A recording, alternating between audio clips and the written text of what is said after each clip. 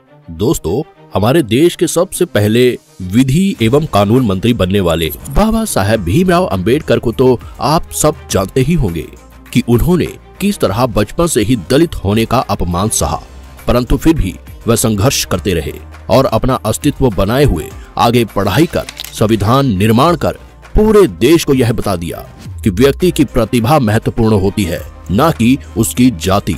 इतने अच्छे व्यक्तित्व के धनी, संविधान को बनाने वाले तथा सभी रहस्यों को समझने वाले बाबा साहब के साथ आखिर में ऐसा क्या होता है कि उनकी मौत को कोई भी समझ नहीं पाता और वह हमेशा के लिए रहस्य ही बनी रह जाती है। हालांकि उनकी दूसरी पत्नी सविता अंबेडकर पर बाबा साहब की हत्या के आरोप भी लगाए गए, लेकिन उसका भी कुछ निष्कर्ष नहीं निकला। तो आइए इस वीडियो में हम इन्हीं सब रहस्यों को समझने की कोशिश करते हैं। दोस्तों, बाबा साहब का जन्म 14 अप्रैल 1891 को मध्य प्रदेश के इंदौर जिले के मुहू नगर में हुआ था। आपको बता दें कि उनका पूरा नाम भीमराव रामजी अंबेडकर था। यह मराठी परिवार से संबंधित थे। उन्होंने अपनी प्रारंभिक शिक्षा मुंबई में पूरी की और उसके बाद हायर स्टडीज के लिए वो लंदन चले गए। आपको जानकर आश्चर्य होगा कि उन्होंने न केवल एक बल्कि 4 पीएचडी डिग्रियां हासिल की, जिसके बाद वो भारत में आकर अपने कानूनी संबंधी कार्यों से जुड़ गए। वे दलितों का दर्द समझते थे, इसीलिए उन्होंने अपना पूरा जीवन दलितों के उत्थान के लिए ही समर्पित कर दिया। आगे चलकर समानता के लिए आरक्षण व्यवस्था पर भी इन्हीं के द्वारा ही जोर दिया गया था।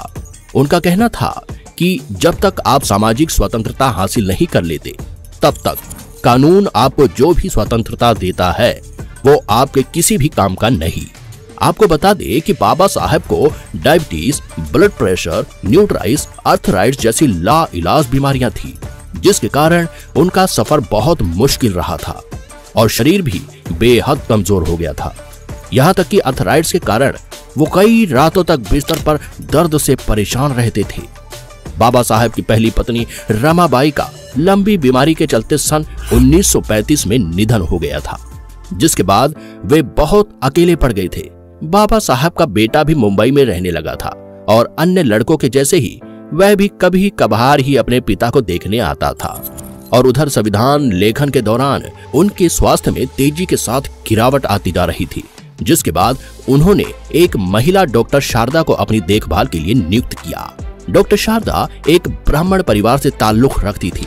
इलाज के दौरान उन्हें डॉक्टर अंबेडकर की बातें और विचार बहुत प्रभावित किया करते थे, जिसके बारे में वे लिखती हैं। समय के साथ हम दोनों के बीच बातें बढ़ती चली गईं। साहित्य, समाज, घर आदि विषयों पर बातचीत होती थी। कभी कभी हमारी बहस भी हो जाती थी। डॉक्टर अंबेडकर ध्यान से मेरे तर्क सुनते थे, फिर अपनी बात कहते थे।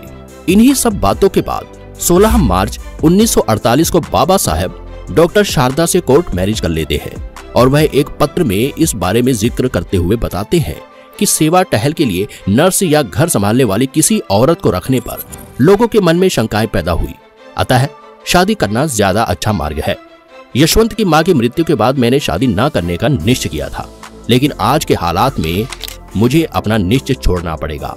शारदा जी के घर वालों ने भी इस बारे में कोई आपत्ति नहीं जताई, लेकिन अन्य ब्राह्मणवाद को मानने वाले तरह तरह की बातें बनाते रहे, पर इससे इन दोनों के जीवन पर कोई प्रभाव नहीं पड़ा। बाबा साहेब अंबेडकर डॉक्टर शारदा को प्यार से सविता कहकर पुकारते थे, इसीलिए ही उनका नाम सविता अंबेडकर पड़ा। वह हमेशा या अधिकांश टाइम बाबा साहब के साथ ही रहती थी, फिर चाहे वह कोई रैली हो, मीटिंग हो या कोई अन्य जगह। लेकिन 6 दिसंबर 1956 को उनका यह साथ छूट जाता है, क्योंकि सुबह के वक्त बाबा साहब का महापरिनिर्वाण हो जाता है। यह सब इतने अचानक से हुआ था कि पूरा भारत देखता ही रह गया कि यह सब अचानक से कैसे हुआ।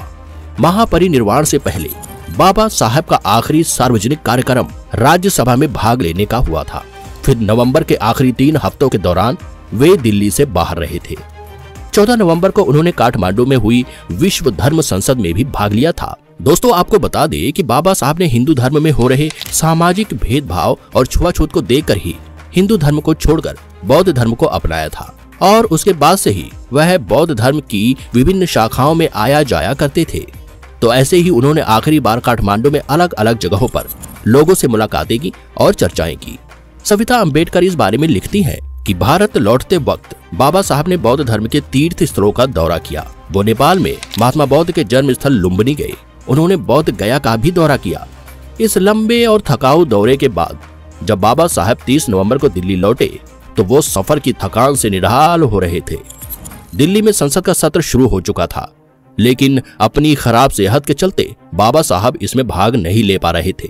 पर फिर भी 4 दिसंबर को उन्होंने राज्यसभा की कार्यवाही में शामिल होने की जिद की और अपने डॉक्टर मित्र के साथ वो गए भी और दोपहर बाद लौट आए। कोई नहीं सोच सकता था यह बाबा साहब का संसद में आखिरी दौरा होने वाला है। फिर माई साहब यानी सविता अंबेडकर आखिरी वक्त तक बाबा साहब के साथ ही रही थी। उन्होंने अपनी जीवनी में बाबा साहब के आखिरी वक्त के बारे में बहुत ही विस्तार से लिखा है। वे बताती हैं कि महापरिनिर्वाण से एक दिन पहले अर्थात 5 दिसंबर को बाबा साहब 8:30 बजे सोकर उठ गए थे। फिर माई साहब चाय की ट्रे लेकर उनके कमरे में गई और उन्हें जगाया। दोनों ने साथ में ही चाय पी। फिर माई साहब ने बाबा साहब को सुबह के रोजमर्रा के काम निपटाने में मदद की और उसके बाद उन लोगों ने साथ में नाश्ता किया और बंगले के बरामदे में बैठकर कुछ बातें की। बाबा साहब ने कुछ अखबार पढ़े। फिर माई साहब ने उन्हें दवाएं और इंजेक्शन दिए और उसके बाद वो काम निपटाने के लिए रसोई में चली गई। रात 8 बजे जैन पुजारियों का एक प्रतिनिधित्व मंडल और उसके प्रतिनिधियों को बाबा साहब से मिलने आना था। बंगले के लिविंग रूम में बाबा साहब और उस प्रतिनिधि मंडल के बीच बौद्ध और जैन धर्म को लेकर बातचीत हुई। किताब के एक अंश में यह मिलता है कि उस प्रतिनिधि मंडल ने यह इच्छा जताई थी कि बाबा साहब को 6 दिसंबर को होने वाले जैन सम्मेलन में आना चाहिए। साथ ही यह अपील भी की थी कि बाबा साहब वहां आकर जैन धर्म के भिक्षुओं से बातचीत करें ताकि बौद्ध और जैन धर्म में एकता कायम हो सके। उसके बाद बाबा साहब ने मन में ही बुद्धम शरणम गच्छामि का पाठ शुरू कर दिया और फिर रात के खाने के वक्त उन्होंने थोड़ा सा खाना खाया। बाद में वे अपने हाथ में एक किताब द बुद्धा एंड हिज धम्मा की एक कॉपी और कुछ चिट्ठियां लेकर अपने कमरे में चले गए। बहुत जज्बाती होकर माई साहब लिखती हैं कि यह 5 दिसंबर की रात बाबा साहब की जिंदगी की आखिरी रात साबित हुई। 6 दिसंबर की शुरुआत उनके सूर्य अस्त से हुई थी। 6 दिसंबर 1956 को माई साहब रोज की तरह सुबह उठी। चाय बनाने के बाद वो ट्रे लेकर बाबा साहब को जगाने उनके कमरे में गई। उस वक्त सुबह के 7:30 बज रहे थे। माई साहब आगे लिखती हैं कि जैसे ही मैं कमरे में दाखिल हुई मैंने देखा कि बाबा साहब का एक पैर तकिए पर पड़ा था। मैंने बाबा साहब को 2 या 3 बार आवाज दी, लेकिन उनके बदन में कोई हरकत नहीं हुई।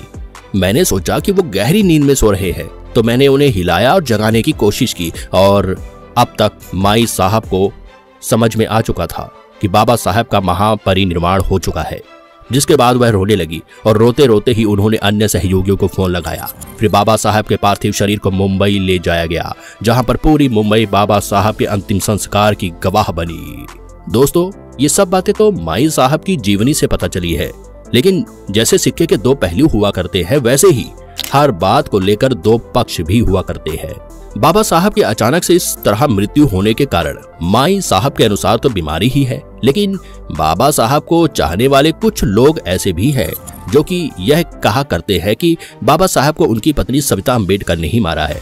हालांकि इसके पीछे यह तथ्य सामने आता है कि माई साहब को पसंद नहीं था कि बाबा साहब ज्यादा लोगों से मिले, इसीलिए वह बड़े ही गिने चुने लोगों से बाबा साहब को मिलने दिया करती थी, वह भी बहुत कम समय के लिए। तो ऐसे बाबा साहब से ना मिलने वाले लोगों का एक समूह माई साहब के प्रति द्वेष की भावना रखने लगा था और इसका ही परिणाम निकला कि बाबा साहब की अचानक मृत्यु होने पर वे सभी लोग माई साहब को ही इन सब का दोषी बताने लगे। हालांकि इन सब विवादों के कारण ही तत्कालीन प्रधानमंत्री जवाहरलाल नेहरू ने उस समय एक बैठक बुलाई और बाबा साहब की मृत्यु की जांच करने के आदेश भी दिए, लेकिन अंत में इसका कोई भी निष्कर्ष नहीं निकल पाया। परंतु यह जरूर सिद्ध हो गया कि बाबा साहब की मौत की वजह सविता अंबेडकर नहीं थी और आज तक यह बात बहस ही बनी हुई है कि आखिर बाबा साहब की मृत्यु कैसे हुई। इस पर बहुत सी आरटीआई भी दाखिल हो चुकी है, पर सरकार द्वारा अंत में कोई भी निष्कर्ष नहीं निकाला जा सका। दोस्तों, बाबा साहब की मृत्यु के बाद सभी दलित आदिवासी खुद को अकेला सा महसूस करने लगे थे, क्योंकि अब उनके हितों के लिए आवाज उठाने वाला कोई भी नहीं था। बाबा साहब ने अपने अनुयायियों को 3 संदेश भी दिए थे: शिक्षित बनो, संगठित रहो, संघर्ष करो। दोस्तों, बाबा साहब की मृत्यु कैसे हुई होगी, इस पर आपके क्या विचार है, कमेंट करके जरूर बताएं। वीडियो को लाइक और चैनल को सब्सक्राइब जरूर करें। Thanks for watching.